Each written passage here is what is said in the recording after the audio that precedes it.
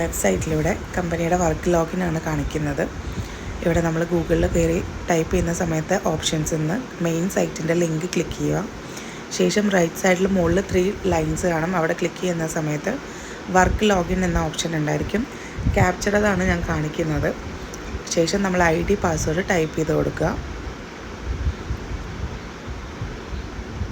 ഇവിടെ ഡാഷ്ബോർഡ് എന്ന് എഴുതിയെടുത്ത് മുകളിലായിട്ട് 3 ലൈൻസ് കാണും. അവിടെ ക്ലിക്ക് ചെയ്യുന്ന സമയത്ത് നമുക്ക് മൈ പ്രൊജക്ട്സ് എന്നുള്ള ഓപ്ഷൻ കിട്ടും.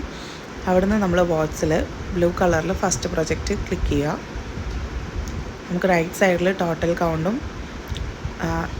ലെഫ്റ്റ് സൈഡിൽ ടോട്ടൽ കൗണ്ടും റൈറ്റ് സൈഡിൽ റിമൈനിങ് ആയിട്ടുള്ളതും കാണിക്കും. നമ്മൾ ഫുള്ള് സ്മോൾ ലെറ്ററിലാണ് ടൈപ്പ് ചെയ്യാറ്. ടൈപ്പ് ചെയ്യുന്നതിനനുസരിച്ച് റൈറ്റ് സൈഡിൽ നമ്മുടെ ക്യാപ്ച കൗണ്ട് റിമൈനിങ് ആയിട്ടുള്ളത് എത്രയാണെന്നുള്ളത് കാണിച്ചുകൊണ്ടിരിക്കും. ഓരോന്ന് ടൈപ്പ് ചെയ്യുന്നതിനനുസരിച്ച് അതിൻ്റെ കൗണ്ട് കുറഞ്ഞുകൊണ്ടിരിക്കും കേട്ടോ. ബ്ലൂ കളറിൽ മുകളിൽ നമ്മളുടെ ക്യാപ്ച കോഡ് കറക്റ്റ് ആണെങ്കിൽ കാണിക്കും. ജസ്റ്റ് ഒരു തവണ മാത്രം നമ്മൾ സബ്മിറ്റ് ക്ലിക്ക് ചെയ്താൽ മതി. ഡബിളായിട്ട് ക്ലിക്ക് ചെയ്യേണ്ട ആവശ്യമില്ല. അപ്പോൾ നമുക്കവിടെ എറർ വരും.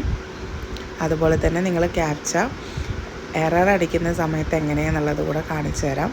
നമ്മൾ എററായിട്ട് ടൈപ്പ് ചെയ്യുന്ന സമയത്ത് റെഡ് കളറിൽ ഇപ്പോൾ ഒരു സാമ്പിളാണ് കാണിക്കുന്നത്.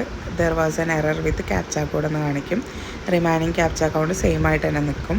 പിന്നെ നമ്മൾ ഈ വർക്ക് ചെയ്യുന്നതിൻ്റെ ഇടയിൽ നമ്മൾ ലോഗ് ഔട്ട് ചെയ്തിട്ട് മാത്രമേ ഇറങ്ങാൻ പാടുള്ളൂ.